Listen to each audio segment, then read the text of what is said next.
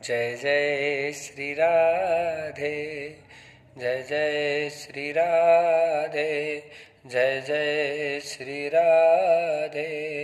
श्रीमद् भागवत महापुराण की जय, श्री वृंदावन धाम की जय, गोविंद भगवान की जय, शिव शंकर भगवान की जय। नमः पार्वती पतये हर हर महादेव। जय जय श्री राधे श्याम, जय जय श्री राधे, जय जय श्री राधे। बोले सद्गुरुदेव भगवान की जय। आज द्वितीय दिवस प्रारंभ हो रहा है कथा से, और समस्त जो भी भक्तजन कथा से जुड़े हैं उनको खूब खूब साधुवाद। समस्त यजमान जो कथा से जुड़े हुए हैं उनको साधुवाद। समस्त भक्तों को प्रणाम करते हुए बड़े आनंद के साथ में द्वितीय दिवस में प्रवेश कर रहे हैं। श्रोताओं का बड़ा सौभाग्य, YouTube चैनल के माध्यम से जो कथा वापस अपलोड की जा रही है, सुन रहे हैं, श्रवण कर रहे हैं, उनको सबको साधुवाद प्रदान करते हुए जीवन में थोड़ा थोड़ा समय मिलता है जिसमें भगवत चर्चा हमें प्राप्त होती है, और जितने टाइम हम भगवत चर्चा में रहते हैं उतना टाइम महाराज बिना डर के जी सकते हैं। नहीं तो कदम कदम पर बड़ी बड़ी परेशानियां हैं, बड़ा बड़ा डर है, कहीं कुछ हो ना जाए, कहीं कुछ हो ना जाए, लगातार भय बना रहता है जीवन में। इसलिए जितना टाइम प्रभु के श्रवण में, प्रभु के सानिध्य में लग जाए हमारा, उतना ही हमारा है। बाकी जो पूरा समय है हम केवल द्वंद्व और प्रपंच में, माया प्रपंच में ही पड़े रहते हैं, और उस माया में प्रलोभित होते रहते हैं लगातार निरंतर, और उसमें लुप्त हो जाते हैं और समाप्त हो जाते हैं। अपना जीवन जो कि है समाप्त होने तक आ जाता है, हमें पता नहीं चलता। जितनी देर भगवत चर्चा है, अच्छी बातें हो जाए महाराज, बस उतना ही सार्थक समय है हमारे जीवन का। बाकी जो भी हम करते हैं, करते रहते हैं, वो सार्थकता क्षणिक है, थोड़े समय की, अल्प है। बहुत ही सुंदर दिन, परमात्मा की कृपा महाराज, और भगवान की कृपा से ही जो समय है वो हमें प्राप्त होता है। और कहते हैं सत्संग का हर समय शुभ ही होता है, और हम तो अपने जीवन को इस प्रकार से महान मानते हैं कि जब परमात्मा हमें कथा में प्रवेश कराने देने का सानिध्य प्रदान करता है तो वो मोमेंट बस हम तो ये कहें कि हमारे लिए तो उससे बढ़कर कोई समय नहीं हो सकता महाराज। पुण्य पुण्य पुण्य जो है भगवत वाणी से ही नित्य निरंतर प्रकार से प्रभावित होते हैं। इसलिए व्यक्ति को लगातार सत्कर्मों से जुड़ा रहना चाहिए, लगातार सत्कर्म करते रहना चाहिए।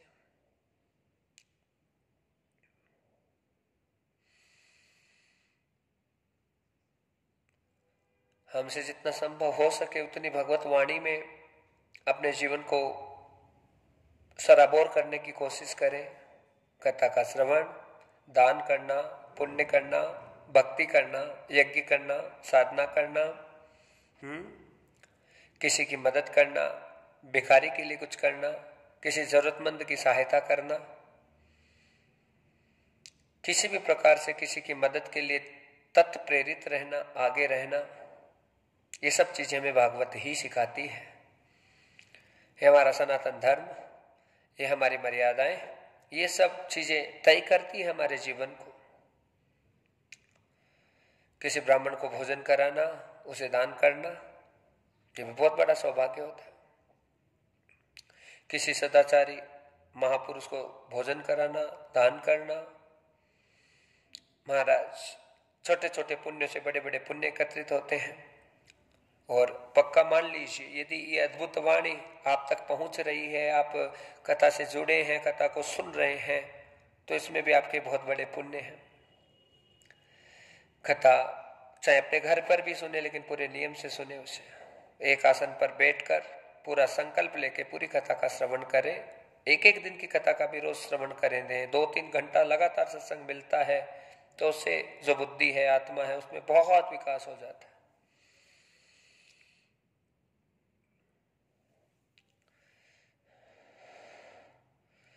महाराज कई प्रकार के वृतांत है, प्रसंग है कि माघ का महीना चल रहा था, उस समय एक बूढ़ी औरत थी, पूरा व्रत किया, अनुष्ठान किया उसने, 1 महीने तक भूखी रही और उसके बाद में उसने दान किया, पुण्य किया।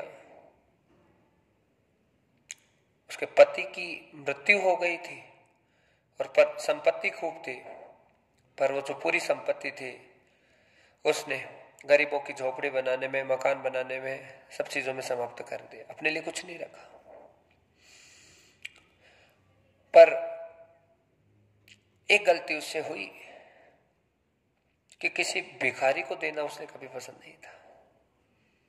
दानी तो थी, महादानी थी, मकान बनाया, दुकान बनाई, लोगों की हेल्प की, सब कईयों का धंधा व्यापार चला दिया। हाँ, बस मकान बनाने में वो उसने सारा धन समर्पित कर दिया। पर उसके घर पे कोई भिखारी आता था, उसे देने में पसंद नहीं करते थे और ऐसे दान रोज करते हैं। और उसकी जब मौत हो गई तो इंद्रलोक में गई, स्वर्गलोक में। तो स्वर्ग के राजा जो इंद्र थे, उसके दान के प्रभाव से पूरे इंद्रलोक में उनको आजाद कर दिया कि ये देवी तुम्हारा पूरा इंद्रलोक है, तुमने इतना दान किया, इतना पुण्य किया है। हाँ, जहाँ तुम्हें अच्छा लगे, जहाँ जहाँ सही लगे वहाँ सो, वहाँ खाओ, वहाँ पियो, गरीबों के घर बनवा के तुमने बहुत बड़ा पुण्य किया है।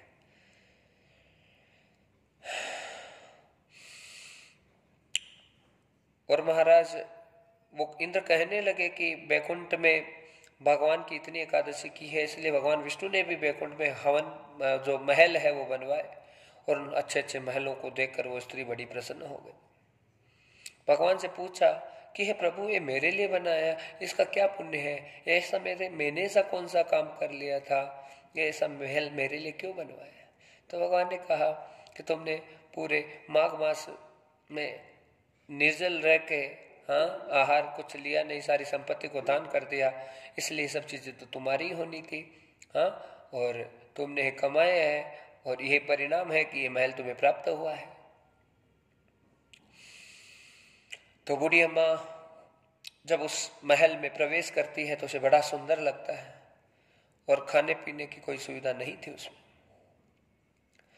भगवान के पास आई, महाराज महल इतना सुंदर है पर इसमें खाने पीने की कोई व्यवस्था नहीं है, कोई साधन नहीं है वहां पे, तो मैं अपने जीवन का निर्वहन कैसे करूंगी? महल में रहकर तो कुछ हो नहीं सकता। तो भगवान कहने लगे कि वो व्यवस्था भी हो जाएगी, तुम जाओ, उसके लिए तुम महल में प्रवेश कर जाना और अंदर से दरवाजा लगा लेना। हमारे लोग की कुछ देवियां हैं, वो आएगी और आकर तुमसे कहेगी कि 6 बार उच्चारण करो शब्द, तो वही शब्द तुम 6 बार बोलना।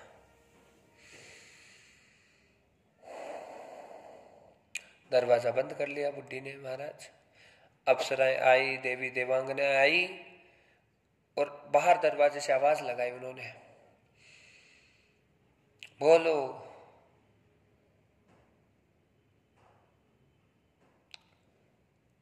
पुण्य कर्मम पुण्य कर्मम पुण्य कर्मम पुण्य कर्मम पुण्य कर्मम पुण्य कर्मम। 6 बार उसने बोला पुण्य कर्मम पुण्य कर्मम पुण्य कर्मम। और फिर देवियों ने कहा दरवाजा खोलो, तो दरवाजा खोला और जैसे ही दरवाजा खुला तो महाराज अंदर महल में देखा, चारों ओर खाने पीने की सामग्री से महल भरा हुआ था।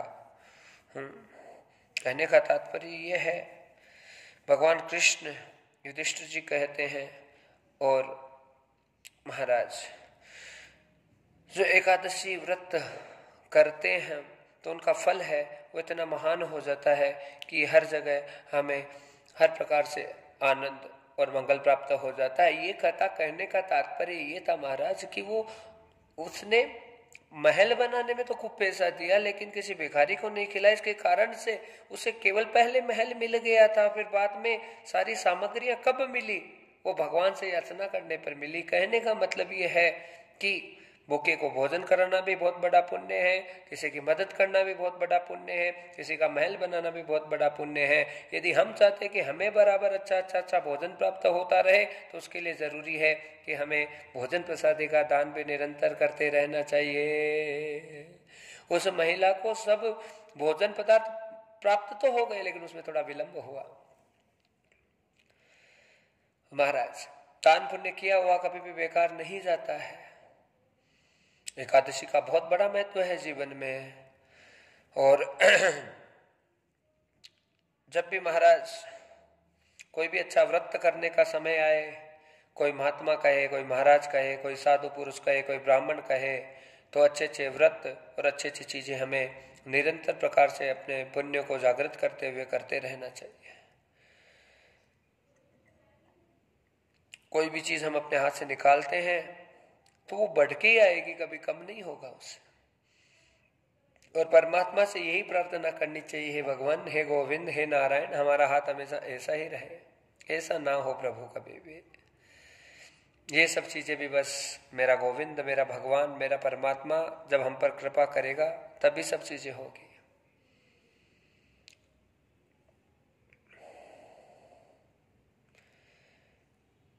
तो आज जो कथा का प्रारंभ कर रहे हैं, वो कथा थोड़ा सा दान और पुण्य पर ज्यादा जोर दे रही है। महाराज,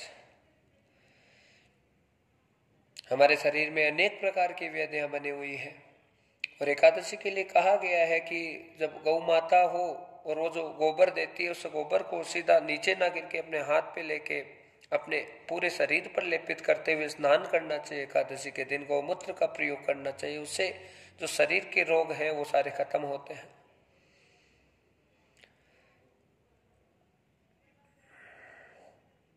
आज एकादशी की बातों से पता नहीं क्यों, कहां से क्यों शुरुआत हुई। वैसे आज एकादशी है नहीं, पर महत्व बहुत बड़ा है। तो भागवत जी का जो फायदा उठाएगा, जो लाभ लेगा, और जो भगवत्ता से निरंतर नित्य प्रकार से जुड़ा रहता है, उसके इतने पुण्य निरंतर प्राप्त होते रहते हैं, इसकी कल्पना नहीं कर सकते महाराज। मान लीजिए कथा चल रही है, कथा के बीच में एकादशी आ जाती है, तो उस स्थिति में यदि हम भागवत की कथा भी सुन लेते हैं तो हमारा बहुत बड़ा कल्याण हो जाता है। चाहे उस दरमियान यदि एकादशी की कथा प्रारंभ ना हो, फिर भी एकादशी के पूरे जो पुण्य फल है वो हमें प्राप्त हो जाते हैं, कि भागवत की कथा से बढ़कर कोई कथा है नहीं संसार में। जीवन में वैभव आ जाता है, आनंद आ जाता है, ऐश्वर्य आ जाता है, कष्ट और जो परेशानियां हैं वो सारी समाप्त हो जाती है कथा का श्रवण करने से। जीवन में तिथियों का तो बड़ा महत्व रहता है, और कथा के रूप में भी रहता है, बिना कथा के भी रहता है। तो तिथियां बहुत भाग्य लेकर आती है, क्योंकि हर दिवस जो है बहुत महत्वपूर्ण होता है महाराज। कोई भी दिवस जब हमारी आंख खुलती है, उस समय से लेकर जो परमात्मा ने आज दिन दिया है जीने का, बस उस दिन से हमारा जीवन तय हो जाता है कि आगे क्या होगा क्या नहीं होगा। महाराज, भाग्य किसी का ज्यादा अच्छा रहता है, किसी का सोया हुआ रहता है, लेकिन जिनका थोड़ा सा भी भाग्य है, जागृत है महाराज, और थोड़ा सा और पुण्य अच्छा कर लेते हैं, तो उससे बहुत सारा फायदा हो जाता है। भागवत का फल किसको ज्यादा प्राप्त होगा? एकादशी का फल किसको ज्यादा प्राप्त होगा? जिसके पुण्य ज्यादा है उसे ज्यादा प्राप्त होगा। और जिसके पाप ज्यादा है उसे दवाई ज्यादा लेनी पड़ेगी। मतलब जैसे किसी के कोई बुखार है, थोड़ी सी बुखार से उसके फायदा आ रहा है, उसका पाप कम है तो उसे जल्दी से मुक्ति हो जाती है उसे, और जिसकी ज्यादा परेशानी है उसे मोटी दवाई लेनी पड़ती है। उसी प्रकार से महाराज धीरे धीरे बीमारियां सारी कट जाती है, सारी परेशानियां चली जाती है, दरिद्रता चली जाती है। तो आज जो पावन कथा है श्रीमद् भागवत जी की, महाराज इसके लिए समस्त भक्तों को बहुत बहुत साधुवाद प्रदान करते हुए हम भी आगे कथा में बढ़ रहे हैं। सूत जी महाराज सनकादि ऋषियों को कह रहे हैं, क्या है भागवत कथा, क्यों श्रवण करें कथा को, कल बड़ा सुंदर सुंदर सुंदर सुंदर व्याख्यान हुआ। क्यों इतने खर्चा करना चाहिए, क्यों क्यों क्यों मतलब इतना समय देना चाहिए, क्या होगा। तो महाराज कल सूची और सनक कुमारों की जो बातचीत हो रही थी, बहुत सारी चीजों का समाधान उन्होंने किया है, ऋषि मुनि और स्वयं नारद जी का। नारद जी इतने तार्किक है, इतने तर्क वाले हैं महाराज, कि हर हिसाब से उनको उत्तर देना पड़ता है हर बात के लिए। और सोनकादि ऋषि भी बड़े तर्क वाले हैं, और जिनमें तर्क और कुतर्क ज्यादा होता है उन्हें कथा पर विश्वास करवाना बड़ा कठिन होता है। महाराज तर्क कुतर्क करने वालों की कमी नहीं रहती है, तो हर जगह शंका निकालते रहते हैं।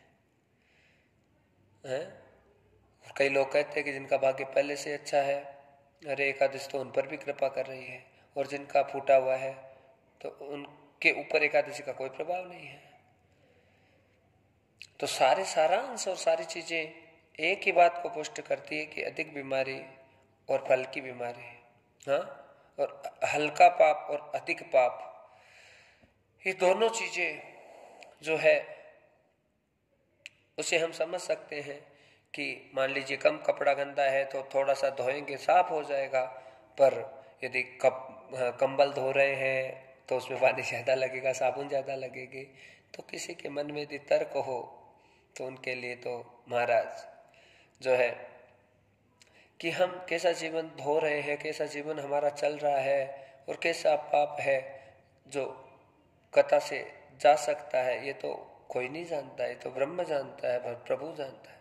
कि पाप हो तो जाता है, उसे हम पाप समझ के थोड़ी करते हैं। हाँ, इसे हम स्वार्थ में करते हैं, और स्वार्थ में कोई भी उपलब्धियां होती है, धन मिलता है, प्रतिष्ठा मिलती है, तो उसके लिए हम झूठ बोल देते हैं, अपराध कर लेते हैं, छल कर लेते हैं, कपट कर लेते हैं, और उस समय वो पाप नहीं लगता है। पर वो पाप ही है। जब वो बाद में पाप प्रकट के रूप में प्रकट हो जाता है, पाप के रूप में प्रकट हो जाता है, तब बहुत ज्यादा पीड़ा होती है। तो इन सब चीजों से निवृत्ति कैसे होगी, उसके लिए महाराज ये जो भागवत की ज्ञान गंगा बह रही है, जिस प्रकार से भागीरथ और सगर के पुत्रों को तारने के लिए गंगा लेकर आए भगवान शंकर के परम जटाओं से, ब्रह्मा के कमंडलों से, ऐसे ही भागवत रूपी ज्ञान गंगा से हमारे जो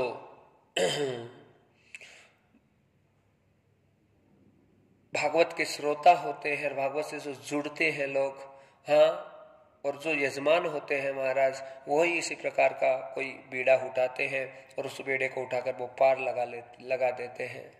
हाँ, तो लगातार बस परमात्मा की कृपा हम पर बनी रहे, हमें भी परमात्मा अच्छी अच्छी कार्य को करने के लिए लगातार प्रेरणा देता रहे। कथा छोटी हो या बड़ी हो, हमेशा सबका सहयोग और सबकी प्रेरणा होनी जरूरी है। सबसे पहले मन का सहयोग होना जरूरी है। और हमारा मन है, हमारी आत्मा है, वो कथा से जुड़ी हुई हो हमारे।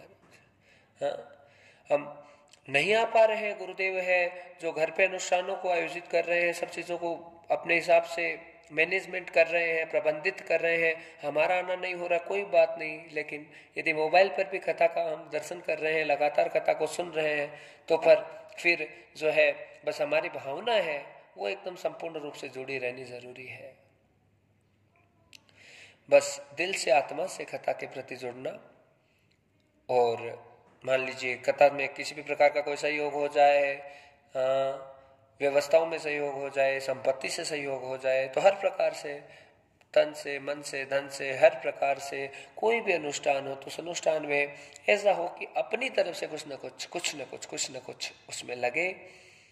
हाँ, तो वो भावना हमारी जितनी बढ़ती है, जितनी जागृत रहती है, उससे हमारा कल्याण होता है। सबके भाव का ही होता है भक्तजनों। कैसे कैसे भाव बनते हैं।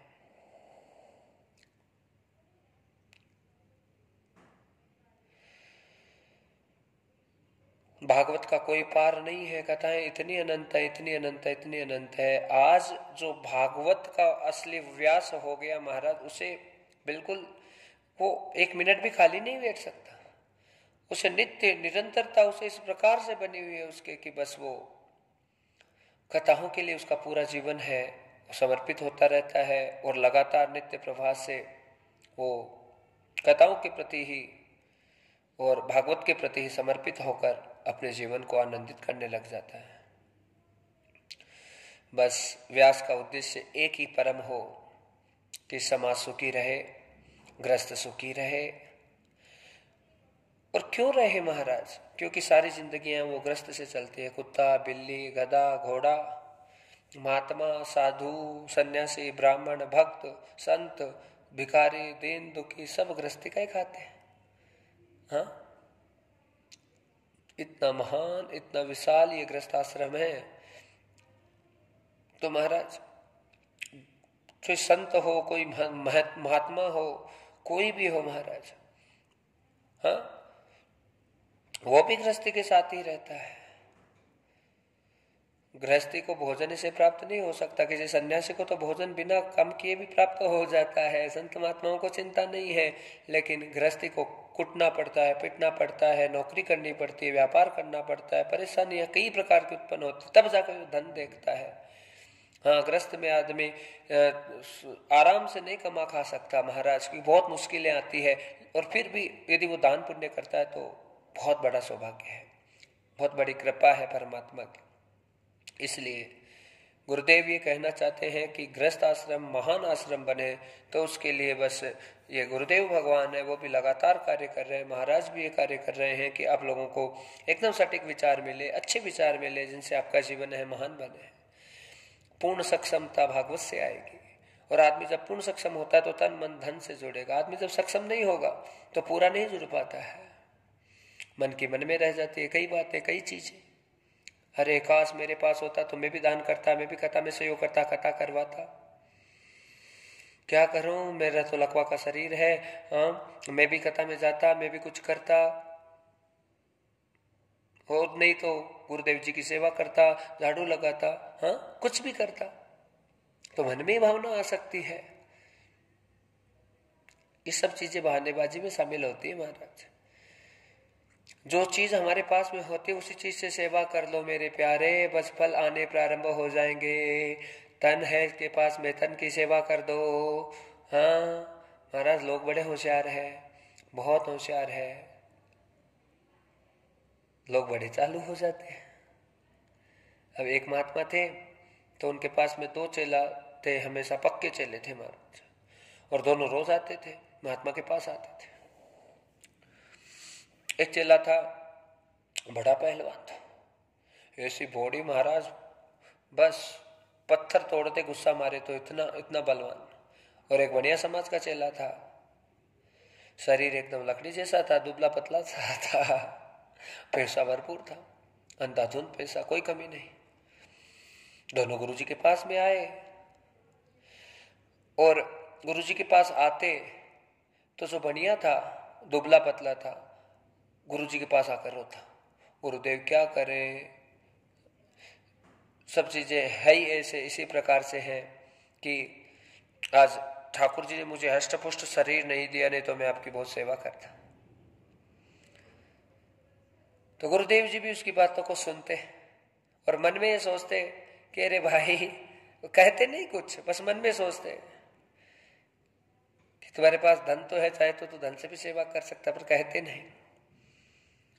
बढ़िया आके ये कहता कि महाराज आपको देख के बड़ा कष्ट होता है, इतना काम करते हो, ये करते हो, वो करते हो, आज मेरा शरीर मेरे साथ नहीं है, मजबूत होता तो आज तो महाराज मैं पक्का आपकी सेवा करता, आपसे कोई काम करवाने नहीं देता, मैं खुद ही करता सारा काम। गुरुजी ने कहा भाई कोई बात नहीं, हाँ मुझे मौका मिल रहा है सेवा करने का, तुम आनंद करते रहो, आते रहो, बस ठीक है मेरे लिए। दुबला पतला शरीर का जो बढ़िया था वो चला गया, पहलवान आ गया।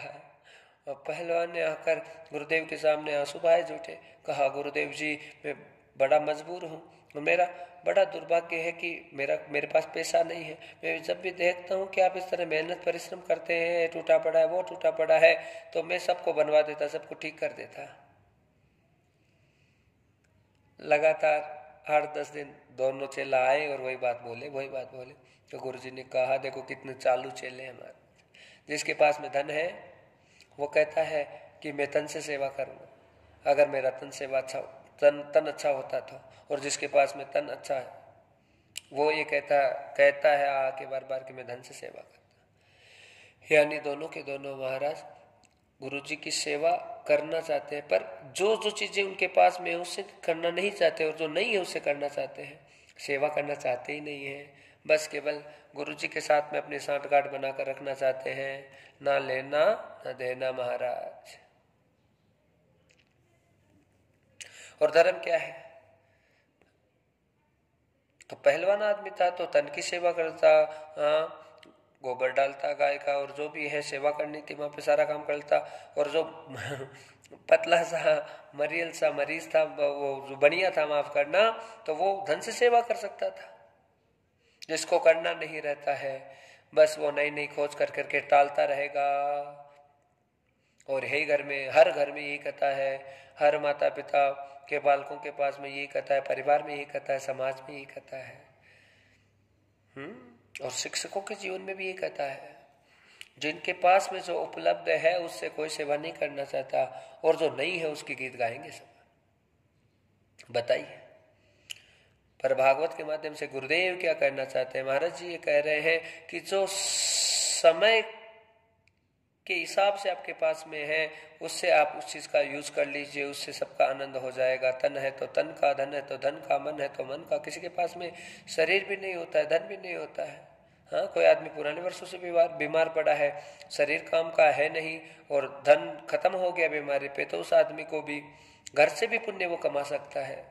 अगर वो घर बैठे बिस्तर में पड़े पड़े कथा से जुड़ जाए मन से, आत्मा से, तो वहां पर भी उसका कल्याण हो जाएगा। और मन से जुड़ कर ये कहे, घर वाली से, बच्चों से, बहू से कहे कि मैं तो असमर्थ हूँ, पर तुम सब लोग जाओ, मुझे छोड़ दो 3 घंटे 4 घंटे, तुम जाओ और कथा सुन के आओ। हाँ, तुम्हारा शरीर अच्छा है, और कथा में जाकर थोड़ा सा दान करके आ जाओ, मेरे नाम से करके आ जाओ, मेरे निमित्त से करके आ जाओ। तो ये मन से जुड़ना है महाराज। और बस इसी से जो है धन का फल प्राप्त हो जाता है। जरूर नहीं है कि धन ही दिया जाए, मन दे दीजिए, तन दे दीजिए, बहुत भला है। और धन दिया जाए तो पूर्ण सेवा हो जाती है। तन मन धन सुख संपत्ति सब कुछ है तेरा, प्रभु सब कुछ है तेरा। ये पूर्ण सेवा है महाराज, ये संपूर्ण समर्पण है परमात्मा के प्रति। और जिसका है उसको दे रहे, हमको एहसान नहीं कर रहे हैं। बोलिए एक बात, सोचिए, जब हम पैदा हुए कि तो हमें कई चीज़ों के बारे में पता नहीं है, पर हमारे घर वाले बता देंगे कि जब हम पैदा हुए तो केवल नंगा शरीर था और कुछ नहीं था। और जब हम जाएंगे तो हमारे सामने कितने बड़े बड़े लोग चले गए, बड़े बड़े मुखिया जी चले गए, बड़े बड़े ऑफिसर चले गए, उनको भी हमने जाते हुए देखा है। जो आदमी जिन कपड़ों में मर जाता है वो कपड़े भी कैंची से काट कर निकाल दिए जाते हैं। महाराज, एक पतला सा कपड़ा है, दुकान से लाकर उसे उठा दिया जाता है, और अंदर से तो आदमी नंगा ही होता है, और उसे ढक दिया जाता है, उसे कफन कहते हैं महाराज। उसे सिला हुआ कपड़ा शोक मोज के लिए शमशान तक भी नहीं पहनाया जाता। इसलिए ज्ञानी कहते हैं, भागवत कहती है कि आया है सो जाएगा राजा रंग फकीर। और कोई विमान में चढ़ चले, कोई बांध जंजीर। किसी किसी को तो विमान लेने आता है, और ज्यादातर लोगों को बांध कर लेकर जाया जाता है। हाँ, रस्सियों में बांध बांध के सैया बना बना करके ले जाया जाता है क्या ये? बताइए, आप बताइए महाराज, ये सबके साथ हो रहा है।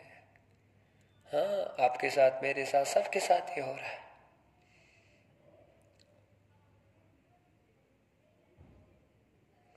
क्यों हो रहा है? प्यारे परदेसी पंछी, जिस दिन तुम उड़ जाएगा। ओ प्यारे परदेसी पंछी, जिस दिन तुम उड़ जाएगा।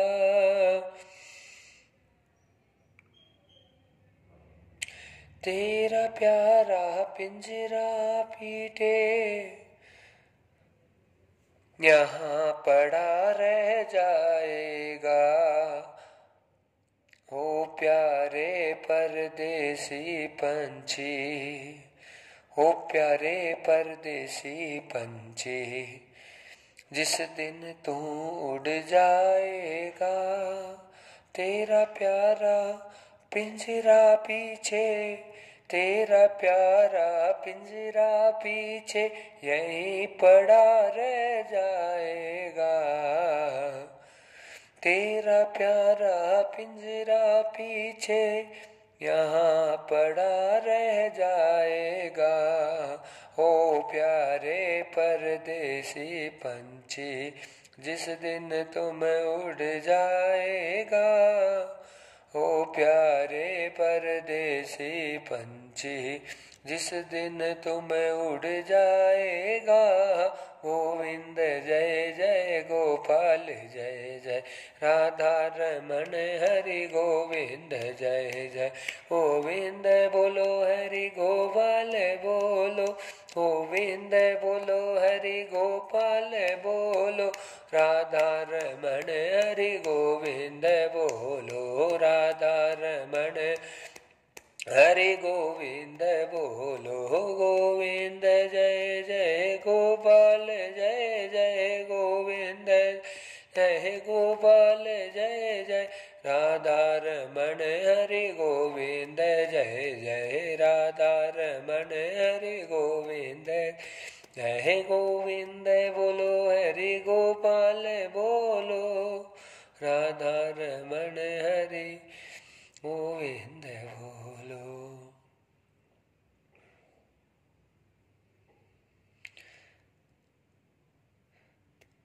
गोविंद जय जय गोपाल जय जय, राधा रमण हरि गोविंद जय जय। गोविंद बोलो हरि गोपाल बोलो, राधा रमण हरि गोविंद बोलो।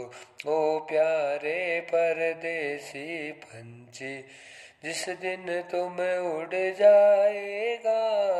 हो प्यारे परदेसी पंछी, जिस दिन तुम उड़ जाएगा। ओ प्यारे परदेसी पंछी, जिस दिन तुम उड़ जाएगा।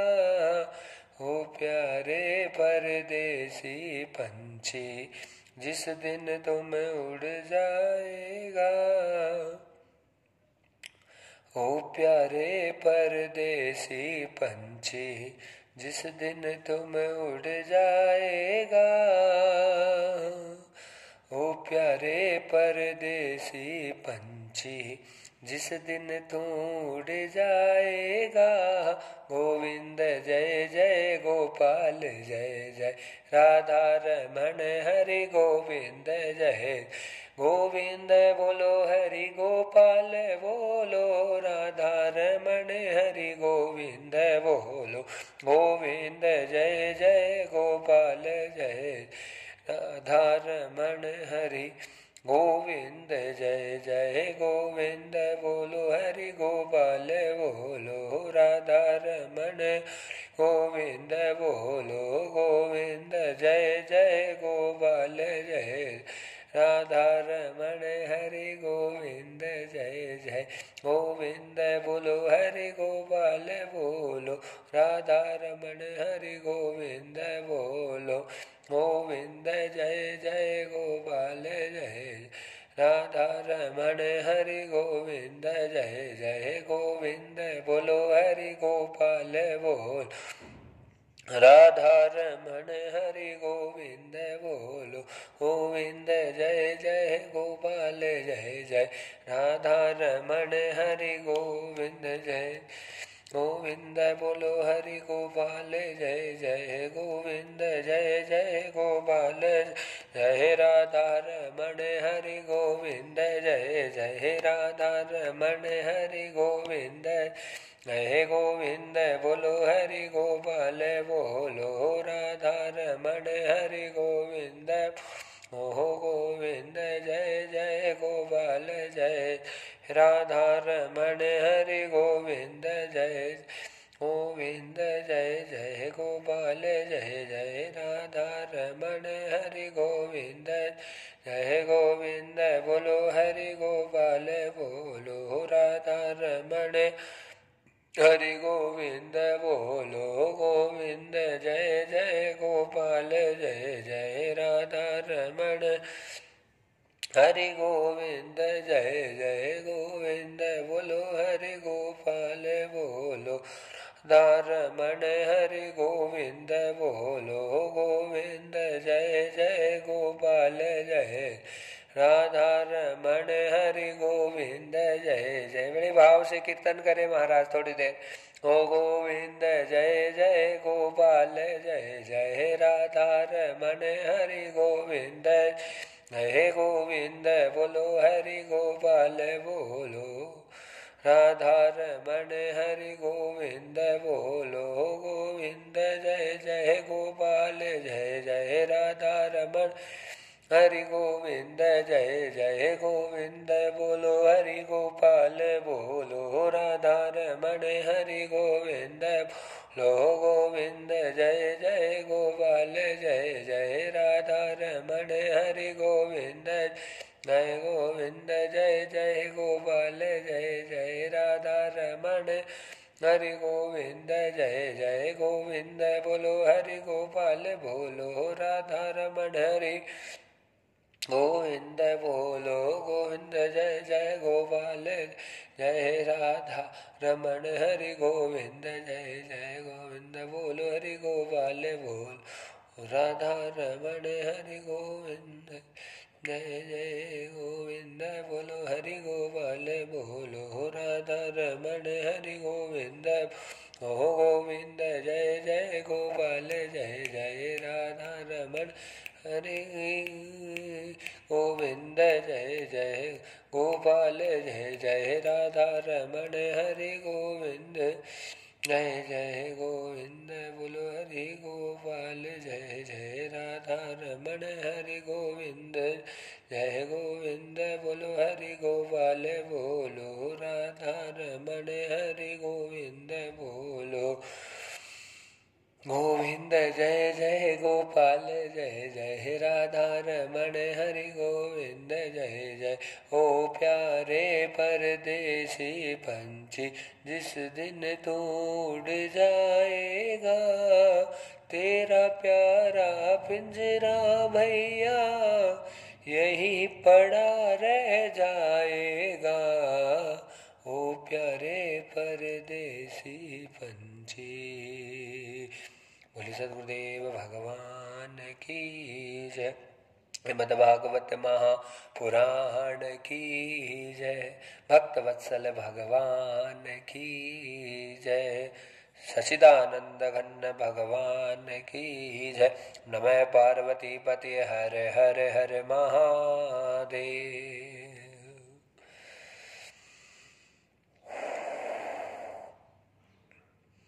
एक दिन की कथा नारद जी ने कल सुनी महाराज, और नारद जी को कथा सुनने के प्रति जो भाव था वो उत्पन्न हो गया कि कथा सुननी ही चाहिए, कथा से ही कल्याण है।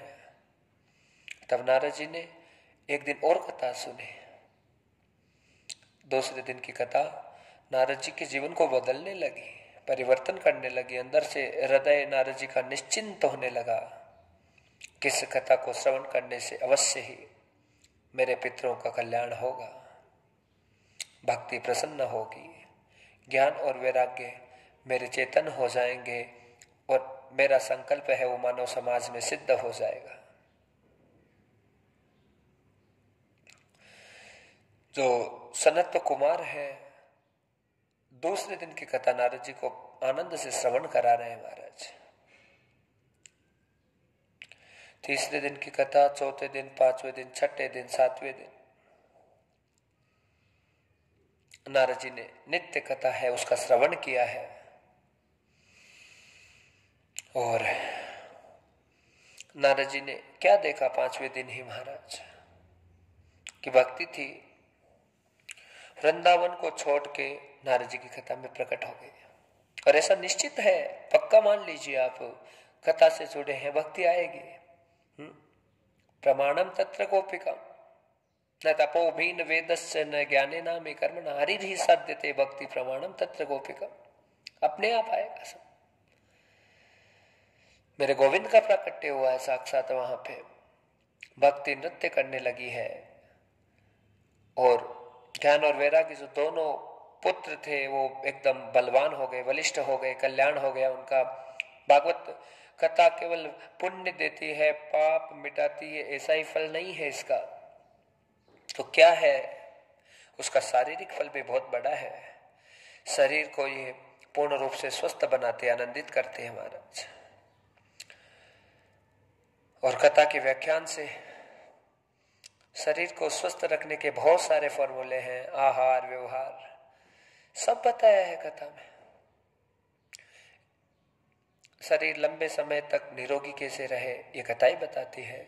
लंबे समय तक तेजस्विता से भरा हुआ शरीर कैसे रहे, ओजस्विता से भरा हुआ शरीर कैसा रहे, रक्त से भरा हुआ शरीर कैसा रहे, मज्जा से भरा हुआ शरीर कैसा रहे।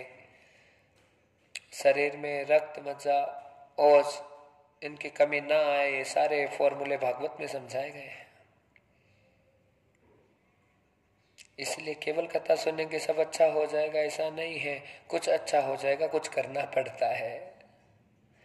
कुछ कथा स्वयं करती है पुण्य प्रतापों से, और कुछ कथा के जो फॉर्मूले हैं जो सिखाए जाते हैं, बताए जाते हैं, व्याख्यान में बताया जाता है, उन्हें चरित्रार्थ करने की आवश्यकता है। अपने चरित्र में लाएंगे तो फिर देखेंगे कि हम पूर्णतः स्वस्थ हो रहे हैं, पूर्णतः योग्य हो रहे हैं। कई प्रकार की आदियां व्याधियां हमारे जीवन से दूर हो जाती है। नारद जी ने जब पंचम दिवस की कथा का श्रवण किया है तो भक्ति, ज्ञान और वैराग्य के साथ में नृत्य करने लगी है। भक्ति सुतो तो तरुणो ग्रहित प्रेमिक रूपा सहसा विरासित श्री कृष्ण गोविंद हरे मुरारी नाथे तिनामा ने मुहुर्वदंते। सारा आनंद होने लगा है। और क्यों ना हो भला, जहां पर भगवत नाम का गुणगान किया जाता है वहां पे समस्त जो विपदाएं हैं वो चली जाती है। पर बस विश्वास, श्रद्धा और भावना कितनी है, कैसे, किस प्रकार से है, वो बहुत जरूरी है महाराज। सर्वम पुण्य फलम योगम श्रीमद् भागवतामृतम। सारे पुण्य का फल है वो कथा ही होती है। जिस समय भागवत सुनी जा रही है, या करवाई जा रही है, वो फल आएगा आएगा आएगा आएगा, पक्का आएगा। पर साथ में जो है, जो कथा से जुड़ जाते हैं, कथा में महाराज कैसे भी जुड़ जाते हैं, फोन से जुड़ जाओ, सामने जुड़ जाओ, कैसे भी जुड़ जाओ, वो धोएगा निश्चित रूप से पाप को। गंगा जल केवल नहाने के काम आता है, पूजा में काम आता है, ऐसा नहीं है। गंगा जल को तुलसी के पौधे से लेकर बबूल के, बेर के पौधे तक हम कहीं भी उस जल को अर्पण कर सकते हैं। गंगा जल वही पौधे को हरा भरा स्वस्थ कर देता है। ऐसे श्रीमद् भागवत कथा है, ये केवल यजमान को फल देगी ऐसा नहीं है। जो भी इसमें डुबकी लगा देगा, जो जुड़ जाएगा, जो भी कथा से संबंधित हो जाएगा, कथा इसको लाभ पहुंचाएगी, उसे हरा भरा करेगी, यशस्वी बनाएगी, उसे सफल बनाएगी, पक्का बनाएगी, निश्चित रूप से बनाएगी। कोई संदेह नहीं इस बात में। आयोजन करने वाले कथा का बहुत कम लोग होते हैं, लेकिन जहां पे कथा होते हैं वहां पे सबका कल्याण हो जाता है। कथा केवल मनुष्य के लिए लाभ पहुंचाती ऐसा नहीं है। गंगा जल को सूअर, गधा, घोड़ा सब पी सकते हैं। जब प्यास लगती है तो उनको भी वो लाभ पहुंचाएगा। सांप और बिच्छू भी पी सकते हैं, उनको भी गंगा जल लाभ पहुंचाएगा। जैसे गंगा जल को राक्षस भी पीकर तृप्त हो सकता है, ऐसे ही ज्ञान गंगा जो बहती है महाराज, इस रस को यदि पापी से पापी भी पी लेगा तो वो भी तृप्त हो जाएगा, उसके पाप नष्ट हो जाएंगे।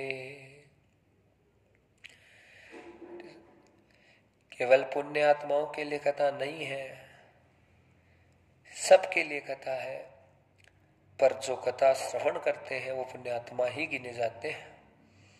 उनके बहुत बहुत पुण्य होते हैं जो ही कथा का श्रवण कर सकते हैं। ऐसा नहीं हो सकता है कि केवल पुण्य पुण्य और पाप नहीं है उनको ही कथा मिलेगी, ना ना। जो कथा सुनते हैं उनके भी जीवन में अरबों खरबों पाप होते हैं महाराज, अरबों खरबों पाप भरे रहते हैं, पाप का पोटला भरा रहता है। बड़े बड़े लोग कथा सुनने आते हैं, कुछ आते हैं, कुछ को बुलाया जाता है, कुछ को आमंत्रित किया जाता है, कोई अतिथि के रूप में आता है, कोई श्रोता के रूप में आता है। सब प्रकार की जनता कथा में आती है। ये कथा सबका स्नान कराती है, सबको पवित्र करती है, सबको आनंदित करती है। जिस भाव से और जिस लक्ष्य को लेकर कथा होती है, कथा का आयोजन होता है, उसी लक्ष्य का वो सारा जो हिस्सा है फल के रूप में प्राप्त हो जाता है, कथा से प्राप्त हो जाता है।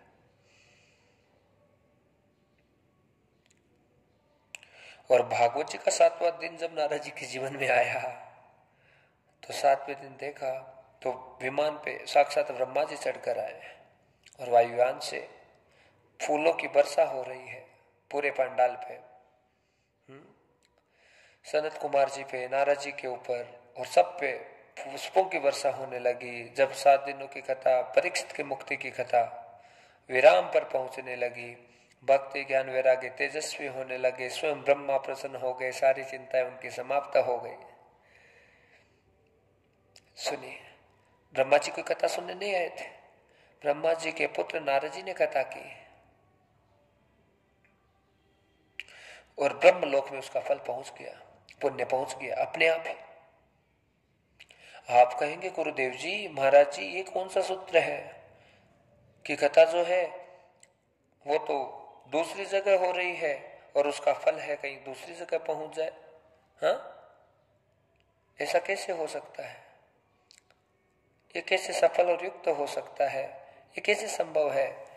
तो कल्पना कीजिए, क्या करें महाराज, भूगोल की दृष्टि से सोचिए कि जैसे मानिए कि कुल्लू मनाली में बर्फ पड़ती है, कश्मीर में बर्फ पड़ती है, तो जब वहां बर्फ पड़ती है तो 7वें 8वें दिन भी हमारे यहाँ पे ठंड आ जाती है। उसका प्रभाव होता है दक्षिण भारत, कर्नाटक, महाराष्ट्र तक बर्फ का ठंडा पहुंच जाता है हवा के माध्यम से। हिमालय पर जो बर्फ की ठंडक है उत्तर भारत से लेकर दक्षिण भारत तक की हजारों किलोमीटर की यात्रा को घेर लेती है, यात्रा कर लेती है, प्रभाव हो जाता है। ऐसे श्रीमद् भागवत की जो कथा उसका यश है वो 3 लोक 14 भुवन में पहुंचता है, जहाँ पे हमारे पितृ रहते हैं, हमारे पूर्वज रहते हैं।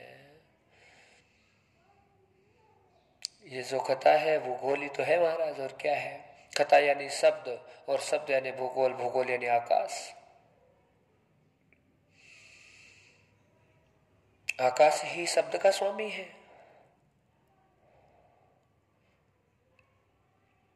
हाँ, मान लीजिए जहां पे महाराज बैठे हैं यहाँ पे गायों को डालने वाला भूसा भर दिया जाए तो फिर यहाँ पे हाँ, ना तो कोई देवताओं को स्थापित कर सकते हैं, ना कोई कथा श्रवण कर सकते। फिर महाराज कितना चिल्ला चिल्ला के थक जाएगा, कोई नहीं सुनेगा किसी भी बात को। ये उदाहरण नहीं समझ में आया तो दूसरा उदाहरण ले लीजिए। यदि हमारे मुंह में 2 बूंदी के लड्डू डाल दिए किसी ने, फिर कहे महाराज जी कथा सुनाई, इससे कथा सुनाई तो कथा निकलेगी क्या? तो लड्डू तो आप भी खाते रहते हैं, रसगुल्ले आप भी खाते रहते हैं महाराज।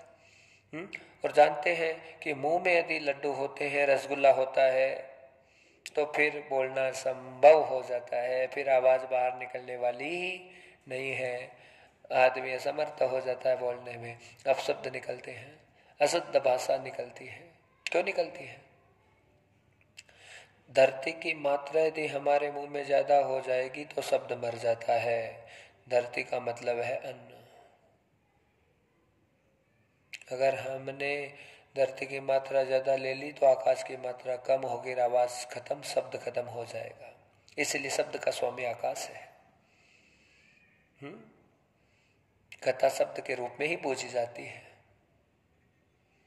और पहले परमात्मा का अवतार, ब्रह्म का अवतार भी शब्द के रूप में ही हुआ है महाराज सृष्टि पे। पहले ब्रह्म शब्द के रूप में ही सृष्टि पर आए और उस शब्द ब्रह्म से ही सृष्टि का सृजन हुआ, अक्षर का सृजन हुआ है, शब्द का सृजन हुआ है, अर्थ का सृजन हुआ है, ऋचाओं का, मंत्रों का सृजन हुआ है। और वो शब्द है ओम। कौन सा शब्द है? ओम। ओम 3 अक्षरों का समूह है, अकार, उकार और मकार। ए ओम है। आदि तन मात्राएं हैं और 2 मात्राएं हैं। 2.5 मात्राओं का शब्द है ओम। और उस ओम शब्द से ही पूरे पर ब्रह्म परमात्मा का प्राकट्य है महाराज। और ओम शब्द की जो रचना है वो 3 लोक 14 भुवन के आकार जैसी है। इसलिए ओम बोलने से लंबे स्वर में आदमी डिप्रेशन से बाहर आ जाता है। और किसी को कोई चीज की भूलने की आदत हो जाए, याद ना रहता हो, जिनको पढ़ के याद ना रहता हो, वो बच्चे भी सुने इस बात को। और जो मातृ शक्तियां हैं, बात बात पे कुछ भूल जाते हैं, पुरुष भी भूल जाते हैं, तो उनके लिए चाहिए कि वो वेद के पास ना जा करके भगवान की शरणागति ओम का जाप करें।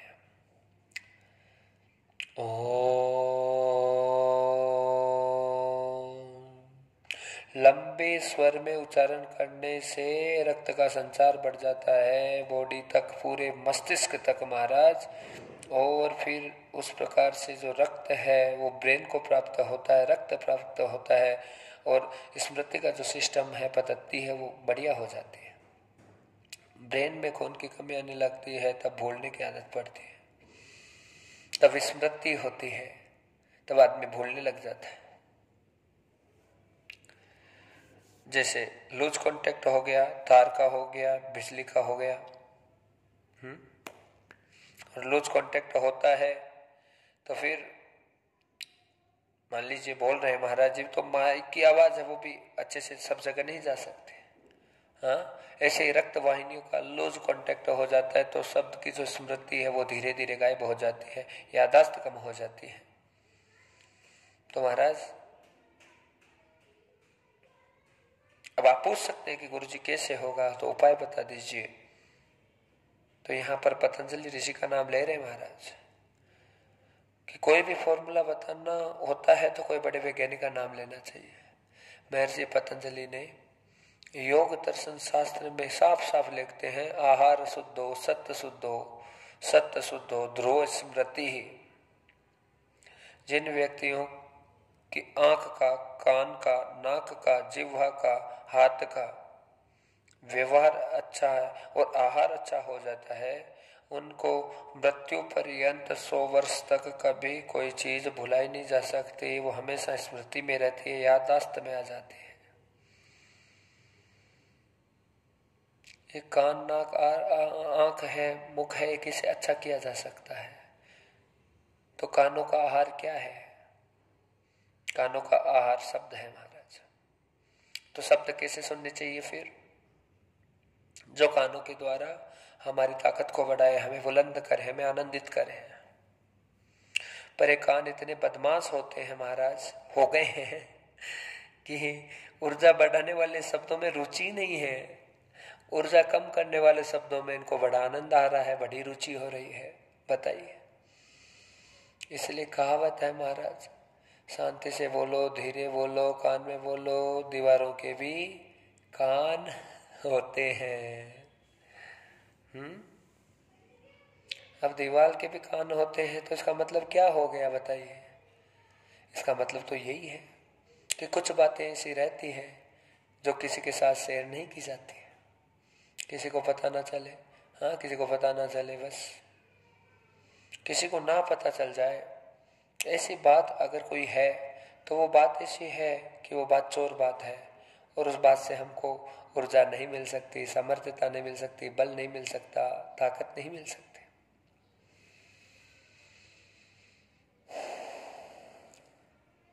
और जिस बात को सबके सामने सुना जाए, कहे जाए, बोला जाए, वो बात हमें बल प्रदान करेगी, स्वास्थ्य प्रदान करेगी, हाँ, हमें आनंद प्रदान करेगी। आप बताइए, कथा चुपचाप सुननी चाहिए या सबके साथ में? हाँ, कथा तो सबके साथ में सुननी चाहिए महाराज, तभी आनंद प्रदान करती है चित्त को, बुद्धि को, मन को, आत्मा को, सबको। महापुरुषों का दर्शन तो नेत्रों से होता है, नेत्रों का आहार है। और नेत्रों में अगर महापुरुषों का दर्शन नित्य लिखा हुआ है और होता रहता है तो हमारे नेत्रों से ऊर्जा हमको प्राप्त होगी। कानों में अच्छी बात जाए तो ऊर्जा प्राप्त होगी, मुख से अच्छा बोला जाए, अच्छा खाया जाए तो ऊर्जा अच्छी प्राप्त होगी, आनंद आता रहेगा, परमानंद मिलता रहेगा। महाराज खुद बताइए, जिस मुख से राम नाम लिया जाता है उस मुख में तंबाकू खाना चाहिए क्या? बताइए। अंडा खाना चाहिए, मांस मटन खाना चाहिए, बीड़ी सिगरेट, हाँ, तंबाकू, शराब? नहीं महाराज, नहीं। तो हम तो कुछ नहीं कह रहे, आप खुद ही बता दीजिए। जिस मुख से भगवान का मंत्र बोला जाता है, उनकी स्तुति की जाती है, उनका नाम लिया जाता है, फिर उस मुख में कैसे गंदगी जाए? जिन हाथों से कभी हवन में आहुति लगाई है और उसी हाथों में हाथी सांप घिस रहा है तो महाराज कैसे कल्याण होगा बताओ? आदमी भूल जाता है, मूर्ख हो जाता है, पागल हो जाता है आदत के कारण से। हाँ, हम तो नित्य हवन करते हैं, रेगुलर हवन करते हैं, रोजाना बस कथाओं में लगे रहते हैं महाराज। हाँ,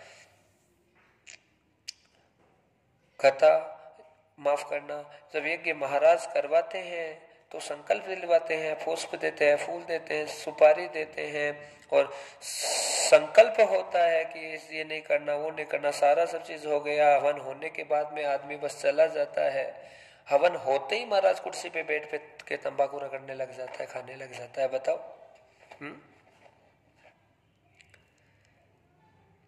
तंबाकू घिसते घिसते आदमी अहंकारी हो जाता है, अभिमान में चला जाता है। उसे संकोच नहीं है, उसे शर्म भी नहीं है बिल्कुल भी किसी भी बात की। बताओ। रोज सब्जी रोटी खाता है, खीर पूड़ी खाता है, घर में कोई इतराता नहीं है। और जिस दिन बकरा लेकर आएगा कटा हुआ आधा किलो तो महाराज अकड़ के आएगा ऐसे कि जैसे सोना लेके आए हैं। वो तत्व है, उस तो साथ में ही रहेंगे। वो अपने आप को बहुत विशेष मानता है। अरे आज हमारे घर में तो विशेष बना है, खाना पका है। बताइए, मरे हुए पशु को घर में लाकर इतरा रहा है और अपने आप को महान बताने का प्रयास कर रहा है। भला कल्याण होगा तो कैसे होगा रे मानव? जिन लोगों के ग्रंथों में, शास्त्रों में, लोगों की किताबों में, धर्मों की किताबों में मांसाहार को आजादी है खाने की, उनकी परिस्थितियां होगी। पर अगर कोई महापुरुष के रूप में दुनिया में आया है और उसने मांसाहार और शराब का आहार इस पर प्रतिबंध नहीं लगाया है तो वो महापुरुष आधा अधूरा ही रहे, वो पूरा हो ही नहीं सकता, वो कभी नहीं हो सकता, कभी भी नहीं हो सकता। महर्षि पतंजलि महापुरुष पूरे हैं, वो कह रहे हैं आ रही जीवन है, आ रही मन है, आ रही बुद्धि है, आ रही विचार है। हमारे महापुरुष ही कहते हैं जैसा खाओगे अन्न वैसा ही रहेगा मन। तो वैसा ही बनने की कोशिश करनी है महाराज। जैसा अन्न होगा वैसा मन हो जाएगा, वैसी हमारी वृत्तियां चेंज हो जाएगी, प्रवृत्तियां चेंज हो जाएगी। आदमी के रक्त में ही विरक्तता, शक्तिता रक्त के हिसाब से ही होती है। तंबाकू, गुटखा, दारू, अंडा वगैरह आप खाएंगे तो विरक्तता खत्म हो जाएगी, अल्प हो जाएगी, समाप्त हो जाएगी। और शुद्ध शाकाहारी है तो छोटा सा ज्ञान, छोटा सा प्रवचन वैराग्य और विरक्ति में लेकर चला जाएगा। विरक्त बना सकता है आपको, छोटा सा सत्संग सत्संगी बना देगा आपको। कब? जब आपका आहार शुद्ध होगा। हाँ, आपका जीवन आपको ही प्राप्त हो जाएगा, आपका जीवन धन्य हो जाएगा, आपकी संरचना आपको प्राप्त हो जाएगी। और यही काम है महाराज का। बस भागवत के माध्यम से, कथा के माध्यम से महाराज भक्ति ज्ञान वैराग्य सब तेजस्वी हो गए कथा से। और ब्रह्मा जी के प्रसन्न हो गए, नारद जी के पितृ सब पुष्ट हो गए, सब आनंदित हो गए। हाँ, और जहाँ जो बद्रिकाश्रम था वहां पे नारद जी ने कथा श्रवण की, वहां आनंद हो गया। देवम श्रुतम लोकस्वभूयम, सारे देवता महाराज, सारे देवता प्रसन्न होने लगे, सबके आनंद होने लगा। आप भी देखिए, अभी ये दूसरे दिन का प्रवचन आज चल रहा है, आप कथा को सुनते जाओ, अपने घर पे बैठकर सुनते जाओ, एक नियम से सुनते जाओ, 3 घंटे 4 घंटे आसन ना छोड़कर लगातार सुनते जाओ। आप खुद देखो 7 दिनों में आपके जीवन में कितना बड़ा परिवर्तन होगा। हाँ, बहुत आनंद होने लगेगा महाराज। यश बढ़ जाता है, सम्मान बढ़ जाता है, स्वयं भगवान आ जाते हैं। हाँ, और स्वयं ब्रह्मा आए हैं यहाँ पे, नारद जी को यश देने लगे हैं। और तभी जो भक्ति माता है नारद जी को अपना आचार्य सिद्ध करने लगी, और भक्ति माता नारद जी की शरणागति हो गई और कहा है नारद जी, आप ही मेरे आचार्य हैं, मेरे ही सबसे बड़े आदर्श हैं, आपकी वजह से मैं प्रसन्न हुई हूँ, इसलिए आप मुझे जन जन तक पहुंचा सकते हैं, आप ही उद्धार कीजिए, कल्याण कीजिए। नारद जी को आज आचार्य बना दिया गया है। और नारद जी है, भागवत जी का जब चमत्कार देखा तो नारद जी ने भी अपने मन में संकल्प ले लिया कि आज के बाद में जब तक धरती पर मुझे अवसर है रहने का, तब तक मैं भगवत चर्चा ही करूंगा, वसनम का नाम ही गाऊंगा, और मैं कोई दूसरी सेवा नहीं करूंगा। अब नारद जी ने वीणा ली हाथ में, और उस वीणा को लेकर जो नारद जी है यत्र तत्र भागवत गाने लगे सब जगह। हाँ, और बस हम सब भी भागवत से जुड़ जाएं, कथा से जुड़ जाएं। नारद जी से तो हम सब कम ज्ञानी हैं महाराज। हाँ, हम एक दूसरे से कम ज्यादा ज्ञानी हो सकते हो, नारद जी तो महाज्ञानी त्रिकालदर्शी। हाँ, नारद जी को हम बहुत आदर प्रदान करते हैं, वो त्रिकालदर्शी थे, वो कोई बात नहीं है। हम केवल मनदर्शी हैं, चित्तदर्शी और अपने जीवन के दर्शी हैं, ज्ञानी हैं, तो भी हम बहुत कुछ प्राप्त कर सकते हैं।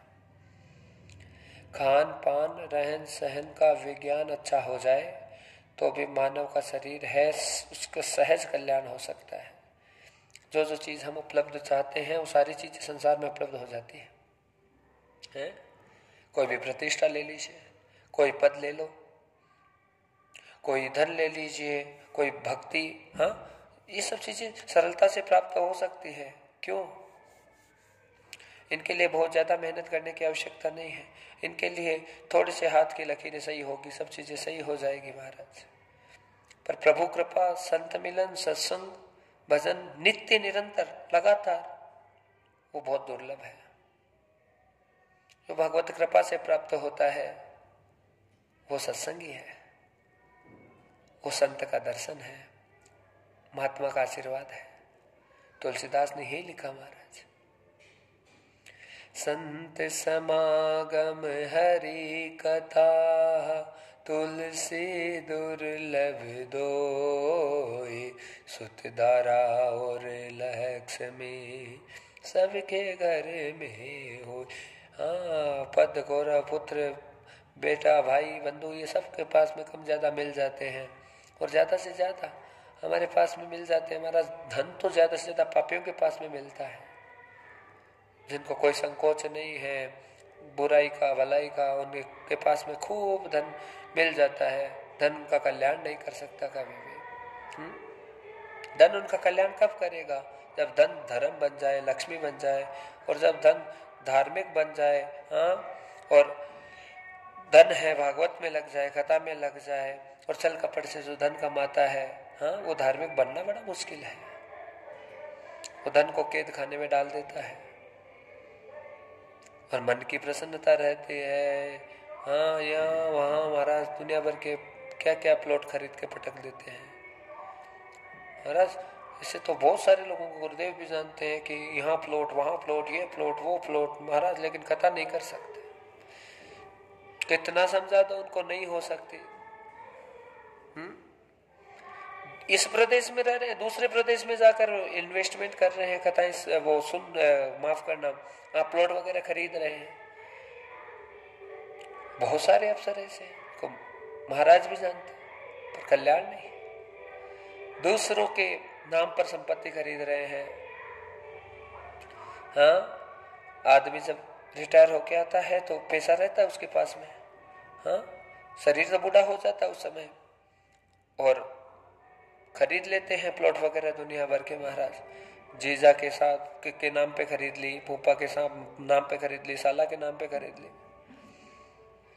पर कोई कुछ नहीं होता है। और खुद के जो बेटे होते हैं देश विदेश चले जाते हैं पढ़ने लिखने के लिए, आखिर में जब जरूरत पड़ती है तो अकेले पड़ जाते हैं। हाँ, और कोई पड़ोसी भी आकर पूछने वाला उन्हें नहीं मिलता, बताओ। हाँ महाराज, अब कौन से फार्म हाउस में है, कौन है, क्या है, वहीं पे भी बस गए।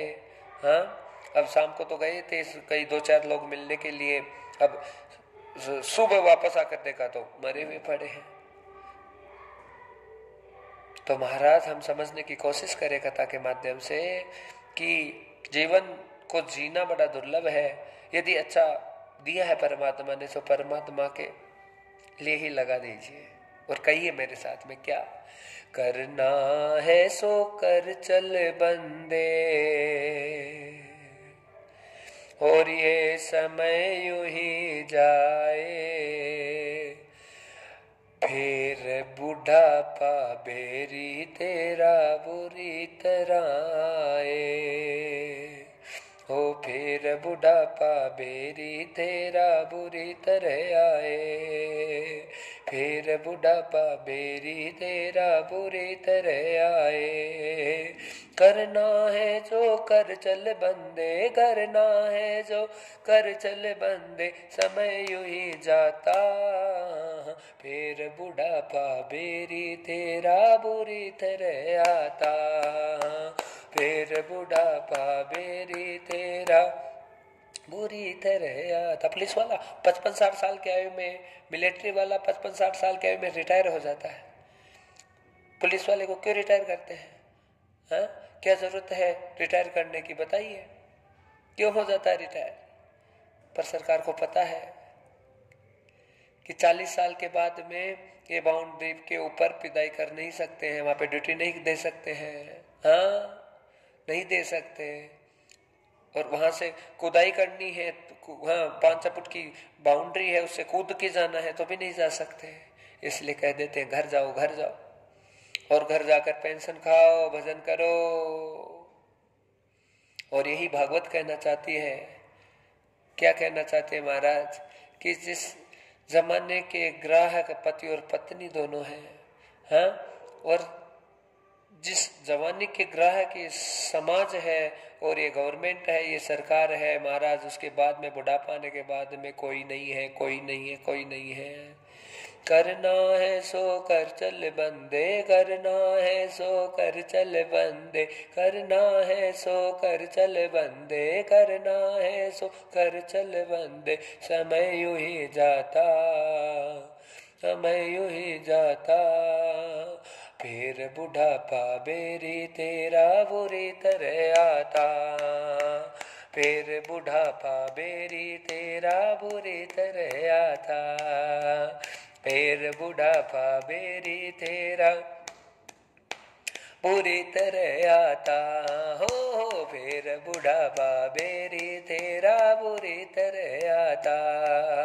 गोविंद जय जय गोपाल जय जय, राधा रमण हरि गोविंद जय, गोविंद बोलो हरि गोपाल बोलो, गोविंद बोलो हरि गोपाल बोलो, राधा रमण हरि गोविंद बोलो, राधा रमण हरि गोविंद बोलो।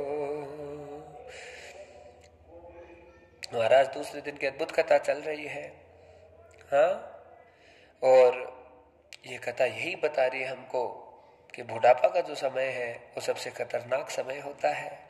लेकिन बुढ़ापा आने से पहले अपने जीवन की महानता को सिद्ध कर लो, प्रदर्शित कर लो, कथा को माथे पर ले आओ, अंतर पटल पर धारण कर लो, जीवन महान हो जाएगा।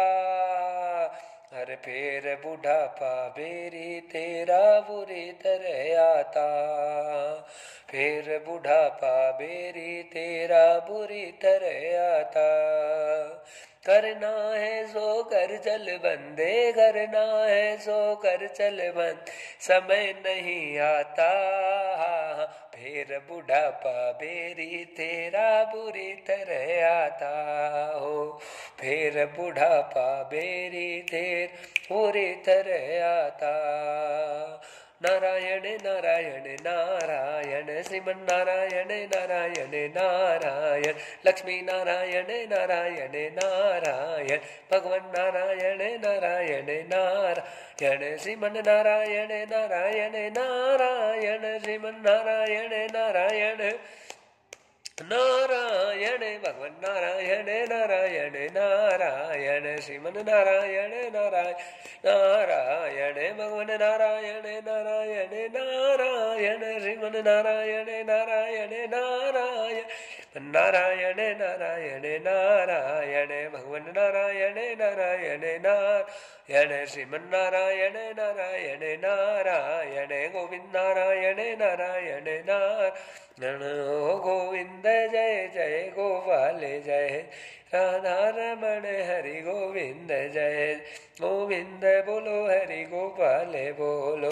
राधा रमण हरि गोविंद बोलो, गोविंद जय जय गोपाल जय, राधा रमण हरि गोविंद जय जय, गोविंद बोलो हरि गोपाल बोलो, राधा रमण हरि गोविंद बोलो, गोविंद जय गोपाल जय जय, राधा रमण हरि गोविंद जय जय, राधा रमण हरि गोविंद जय, राधा रमण हरि गोविंद जय जय, राधा रमण हरि गोविंद जय। फिर बुढ़ापा बेरी तेरा बुरी तरह आता, फिर बुढ़ापा बेरी तेरा बुरी तरह आता, फिर बुढ़ापा बेरी तेरा बुरी तरह आता। डाली डाली पतझड़ हो गई, डाली डाली पतझड़ हो गई, सब काया तेरी, डाली डाली पतझड़ हो गई, डाली डाली पतझड़ हो गई, सब काया तेरी, सब काया तेरी, ओ काल विधर्मी टिकट बना कर ले आया तेरी, काल विधर्मी टिकट बना कर ले आया तेरी। एक एक क्षण में प्यारे तेरे, कई क्षण में प्यारे तेरे, सिर पर चढ़ जाए, फिर बुढ़ापा बेरी तेरा बुरी तरह आए, फिर बुढ़ापा बेरी तेरा बुरी तरह आए, फिर बुढ़ापा बेरी तेरा बुरी तरह आए, फिर बुढ़ापा बेरी तेरा बुरी तरह आए। करना है सो कर ले बंदे, करना है सो कर ले बंद, समय यूं ही जाते, फिर बुढ़ापा बेरी तेरा बुरी तरह आए। गोविंद भगवान की जय। बुढ़ापे में भजन ध्यान साधना होना संभव है महाराज, बोले गोविंद भगवान की जय। जवानी के सारे खेल है महाराज, सब तीर्थ व्रत हाँ यात्रा सब जवानी के ही खेल है। और जैसे ही नारद जी ने कथा सुनकर ये देखा कि कथा का फल क्या है, तो पितृ तर गए, भक्ति जागृत हो गई, प्रसन्न हो गई। तो नारद जी ने भी वीणा उठा ली और संकल्प ले लिया कि गीत गाऊंगा। हाँ, और नारद जी जगह जगह कथा सुनाने लगे। तो नारद जी की कथा से प्रभावित होकर महर्षि मैत्री मुनि को वैराग्य हो गया, विरक्ति हो गई संसार से। और ऋषि मैत्री है अपनी पत्नी गार्गी को लेकर के नारद जी के पास में हमेशा हमेशा के लिए शरणागत हो गए, शिष्य बन गए और श्रीमद् भागवत कथा का श्रवण करने की प्रार्थना करने लगे। और जब तक जिंदगी और श्वास है तब तक मैं हरि कथा ही श्रवण करूंगा। ऐसा प्रभाव नारद की कथा पर श्रवण करने से मित्र ऋषि को आया।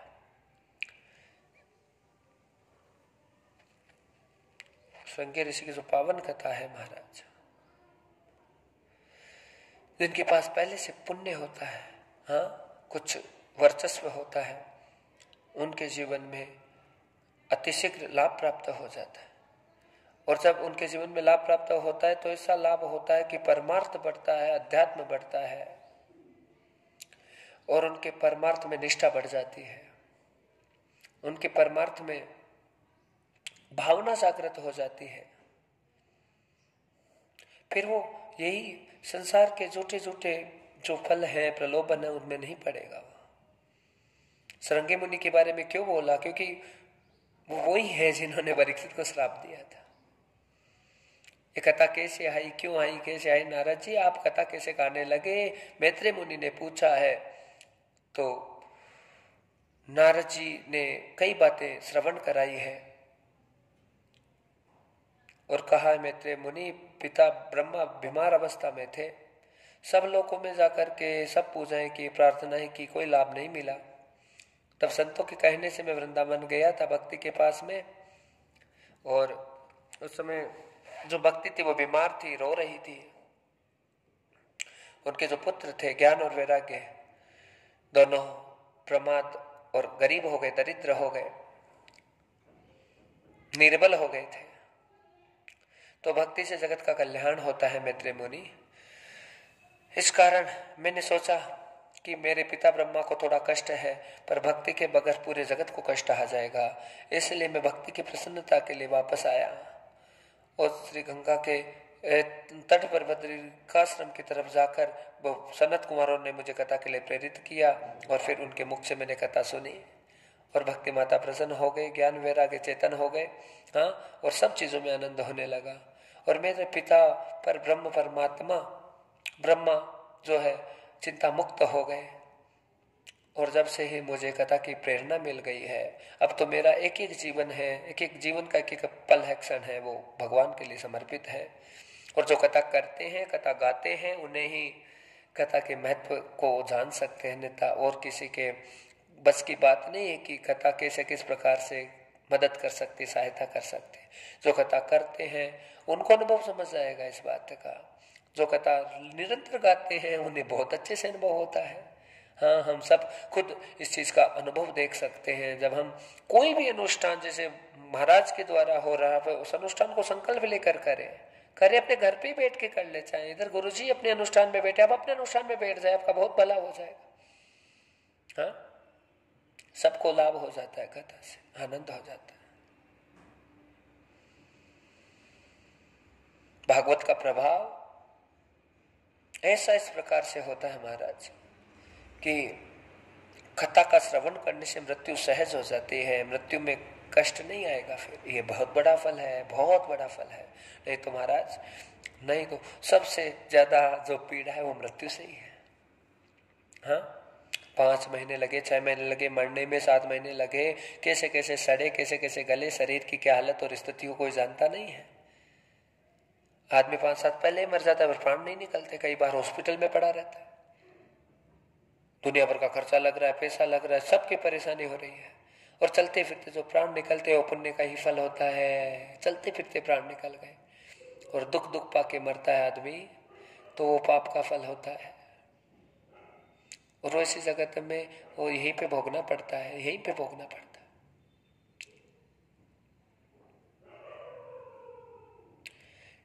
ये मृत्यु भले ही आश्चर्यचकित कर देती है। हार्ट अटैक से आई मृत्यु, ये आश्चर्यचकित तो कर देती है, क्योंकि ये अचानक आ जाती है, असमय आ जाती है। हैरान तो कर देती है, परेशानी तो बड़ी हो जाती है, पर ये मृत्यु बहुत सुखद और सहज है। और महाराज ये विशेष पुण्य आत्मा को प्राप्त हो जाती है। समझ लीजिए, थोड़ा सा दर्द आया चले गए। हाँ, घर वाले ज्यादा रोते होंगे, को जवान मर गया तो रोना तो जायज है, हो जाता है। उनके बहुत सारे काम थे, बहुत सारे मतलब जुड़े हुए थे बच्चे से, हाँ, परिवार के सदस्य से, उन्हें जरूर रोना आएगा, दुख तो ज्यादा होगा। पर जैसे ही उस व्यक्ति का बुढ़ापा आ जाता है तो दुख कम हो जाते हैं, स्वार्थ खत्म हो जाता है। बूढ़े आदमी से कोई स्वार्थ नहीं बचता, किसी का कोई स्वार्थ नहीं है। फिर जवानी के सब ग्राहक महाराज। सड़क के ऊपर जो गैया घूमती रहती है, वो दूध देने वाली थोड़ी होती है, बताइए। समझ जाइए इस बात को। गाय माता है हिंदुओं के लिए, उसको भी, माता को भी जरूरत ना रहने पर हिंदू महाराज आजाद कर देता है। घर से जाइए, कहीं भी जाओ, माथा टूक कटवाओ, टांग तोड़वाओ, किसी खेत में जाओ, डंडा खाओ, हाँ गालियां खाओ, दूध नहीं देने पर यह हाल हो जाता है गौ माता का। फिर माँ का, पिता का हाल क्या है? बस वैसा ही हाल है। 80% हाल वैसा ही हो रहा है, लगातार हो रहा है, निरंतर हो रहा है। क्यों हो रहा है? सूद खत्म हो गया, मतलब खत्म हो गया, काम खत्म हो गया। अब कौन पूछेगा किसको, बताइए। और कथा ये बताना चाहती है महाराज की जिन बुजुर्गों को पेंशन आदि मिलती है उनको शीघ्र अतिशीघ्र परिवार का त्याग कर देना चाहिए। जिन बुजुर्गों को पेंशन मिलती है उनको शीघ्र ही गृहस्थ का त्याग कर देना चाहिए, परिवार का त्याग कर देना चाहिए। और अपनी बची हुई जिंदगी में जो पेंशन मिल रही है थोड़ी बहुत, उसे पूरे देश के तीर्थों के दर्शन में, भ्रमण में लगाकर, कथा में लगाकर अपने जीवन को, अपने बुढ़ापे को सफल कर दो। कितनी पेंशन बेटे को दे दो, औलाद को दे दो, कुछ नहीं होगा। हाँ, थोड़ा भी लगाव है तुम्हारे प्रति तो पेंशन से लगाव है, ऐसे तुमसे कोई लगाव नहीं है। 4 महीना 6 महीना देकर बंद करना, देखो फिर देखना। हाँ,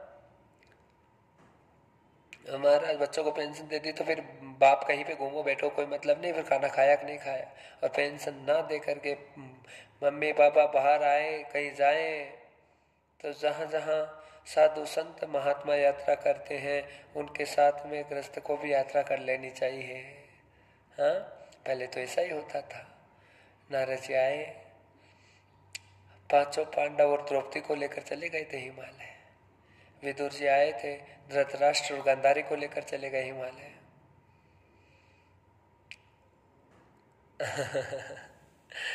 और महाराज का भी यही प्रयत्न है महाराज की, बस दुनियादारी को छोड़ के भक्तन में लग जाइए, भक्ति में लग जाए, उससे ही कल्याण है। भ्रमण कीजिए, यात्राएं कीजिए जीवन की, लेकिन बस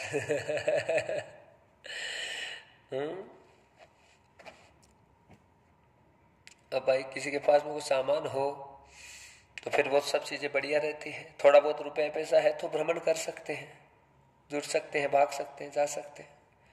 अब ऐसे ही बस आपके पास कुछ नहीं, हाथ खड़े कर दिया, जो महाराज आ गए हम तो मजाक की बात है। पर बस जिनके पास में घर में अपमान के अलावा कुछ नहीं बचा है, उन्हें भगवत प्राप्ति के लिए निकल जाना चाहिए। कैसे निकले गुरुदेव, क्या करें, कैसे करें? अरे महाराज, इन पैरों से आए हैं चल के, उन्हीं पैरों से निकल जाइए और पूरी धरती की पैदल परिक्रमा करो। हाँ, काशी जाओ, हरिद्वार जाओ, जगन्नाथ जाओ, अमरनाथ जाओ, केदारनाथ जाओ, बद्रीनाथ जाओ, द्वारिका जाओ, रामेश्वरम जाओ, पूरी परिक्रमा गंगा की, नर्मदा की पैदल करो महाराज, पैदल करो। और एक दिन ऐसी लीला होगी, महाराज बोल रहे हैं कि एक दिन तुम्हें पैदल पैदल नारायण मिल जाएंगे और तुम्हारा कल्याण हो जाएगा। इससे महान क्या बात होगी? घर पे पड़े पड़े अपमान करवाते रहते हैं पर घर से बाहर पैर नहीं निकलता महाराज। कथा का प्रभाव क्या है? क्या ये कथा मनुष्य को ही तारती है? क्या इस कथा से सारे जीव तर जाते हैं? तो भगवान सूत जी कहते हैं सोनकादि ऋषियों से, जगत में जितने जीव हैं सबका उद्धार करती है, वो कथा करती है। तो महाराज, किसका उद्धार हुआ है मनुष्य के अलावा? एक कथा सुनाई है। तो भगवान सूत जी ऋषि मुनियों की शंकाओं को समाप्त कर रहे हैं और भगवान शंकर और पार्वती जी की कथा सुना रहे हैं, सुखदेव जी के अवतार की कथा सुना रहे हैं। हे सोनक जी, एक समय भगवान शंकर माता पार्वती को कथा श्रवण करा रहे थे और उसी समय जिस वृक्ष के नीचे वो कथा सुन रही थी माता पार्वती, उसी वृक्ष पर तोते के घोंसले में अंडा रखा हुआ था, और उस अंडे में जो बच्चा था वो पार्वती माता के साथ में कथा श्रवण कर रहा था। बच्चा जानता जरूर नहीं है कथा को, बच्चा समझदार हो या ना हो, पेट में हो तो भी चलेगा। गर्भवती महिला को हर हाल में कथा सुननी चाहिए, भजन सुनना चाहिए, कीर्तन सुनना चाहिए, मंत्र सुनना चाहिए, भजन करना चाहिए, कथा करनी चाहिए, मंत्र जपना चाहिए, क्योंकि माँ जो भी करती है वो सारा का सारा असर बच्चे पर पड़ता है। ये ध्यान रखिए। समझिए बात को। कैसे समझे भगवान? जब ईंट थापते हैं बट्टे के ऊपर, जो सांचे के ऊपर मार्का लगता है वही मार्का आता है महाराज, वो का वही आता है। अगर ईंट के सांचे पर आरबी लिखा है तो आरबी आएगा। सब ईंटों के ऊपर कितना ही कुछ कर लो उसे बदल नहीं सकते हैं। सांचे का जीवन में बड़ा महत्व है। और बच्चा बनाने का सांचा कौन है? माँ है, गर्भ है, माता निर्माता भवती। मनु महाराज से लेकर आज तक जो सभी ग्रंथ है उनमें बस महाराज यही बात है सब जगह। जैसा सांचा वैसा ढांचा, वैसा रूप तैयार होता है, वैसा ही संसार पैदा होता है। उससे अन्यत्र नहीं हो सकता कुछ भी। सांचे से संसार जन्म लेता है महाराज। कई माताएं ऐसी होती है, खुद का चरित्र इतना महान होता है तो उनके बेटे, उनकी बेटियां सब महान अपने आप निकल जाती है। क्यों? सांचे का ही महत्व है। फिर अलग से काजू बादाम खाने की जरूरत नहीं है, अलग से और कुछ करने की जरूरत नहीं है। जब सब निर्माण होता है, घर में होता है, ऐसा ना हो तो ऋषि की बात झूठी हो जाए महाराज। वो हो नहीं सकता, this is not possible ever. तो निर्माण होता है, वो अंदर होता है माँ के गर्भ में। तो माँ है वो किस प्रकार से 9 महीने तक पोषण करे, ध्यान करे, आसन करे, क्या करे, कैसे करे। कोई भी माता बच्चे को चाहकर बहुत बड़ा योद्धा बना सकती है। संरचना पेट में ही होती है सब चीजों की, बाहर कुछ नहीं हो सकती है। बाद में केवल विस्तार रह जाता है और कुछ नहीं रह पाता है। इसलिए तोते के अंडे में बच्चे ने कथा सुनी और महाराज 7वां दिन मुक्ति का हुआ तो तोता उड़ा है। आवाज हुई है, भगवान शंकर को प्रतीत हुआ है कुछ, किसी ने डिस्टर्ब किया है, परेशान किया है, दृष्टि पड़ी तो तोता उड़कर गया है। और जब तोता उड़ा तो कथा में जो हुंकरा भर रही थी माता पार्वती, तोता उड़ते ही हुंकरा बंद हो गया। और शंकर भगवान को यह भ्रम हो गया महाराज कि पार्वती तो है पर हुंकरा भरने वाला कौन था? पार्वती है तो हुंकरा बनने वाला तो पार्वती थी, तो उसे करना चाहिए, कुछ भी नहीं कर रही है तो क्या हो गया? फिर ये हुंकरा भर कौन रहा था? इसलिए महाराज किसी विशेष दृष्टांत का जब प्रमाण दिया जाता है तो श्रोता से वक्ता पूछता है कि हाँ जी सही है गलत है, हाँ जी सही है गलत है, हाँ जी सही है गलत है, सही है तो सही है, गलत है तो गलत है। कथा सिद्ध हो जाती है उससे। इसलिए सब काम छोड़ करके एक यजमान तो ऐसा होना चाहिए जो भगवान के शब्द को, गुरु भगवान के, व्यास भगवान के शब्दों के ऊपर ध्यान दे हर प्रकार से। जब भी हम कथा में बैठे महाराज, अब मान लीजिए कथा हो रही है, कथा कोई करवा रहा है, तो परिवार वाले में से 2-5 आदमी, एक आदमी भी ऐसा कम से कम, ज्यादा नहीं तो ऐसा हो जो पूरा कथा के प्रति ही समर्पित हो। बाकी 2-4 आदमी व्यवस्थाओं को संभालना, करना, सब चीजें करनी पड़ती है, वो करे, है कि नहीं बताइए? व्यासपीठ से निकला हुआ जो शब्द है, अगर महाराज कुछ पूछते हैं कि अभी क्या कहा था 10 मिनट पहले, तो यजमान को बताना चाहिए हाँ महाराज जी आपने ये बोला था, तब कथा फल प्रदान करती है कि नहीं बताइए? ऐसे असंभव है कोई ध्यान लगा के भी सुने और बताए कि 20 मिनट पहले क्या बोला था, तो नहीं बता सकते। सुना तो सब था। सुनने के बाद में याद रखने के लिए एक चित्त होना जरूरी है। गुरु और शिष्य का, श्रोता और वक्ता का एक निष्ठ होना जरूरी है। भागवत के प्रथम अध्याय में लिखा है वक्ता कैसा होना चाहिए, श्रोता कैसा होना चाहिए, उनका विवेक कैसा होना चाहिए, उनकी जागृति कैसी होनी चाहिए। तो सबसे पहले लिखा है कि श्रोता और वक्ता का नेत्र मिलना जरूरी है। श्रोता जो है वक्ता के नेत्र से नेत्र मिलाकर कथा का श्रवण करे, नाक से नाक मिलाकर कथा का श्रवण करे, और वक्ता जो है आंखों में आंख डालकर कथा सुनाए श्रोताओं को, तब कथा जो है समझ में आती है, तभी कथा समझ में आती है। ओम।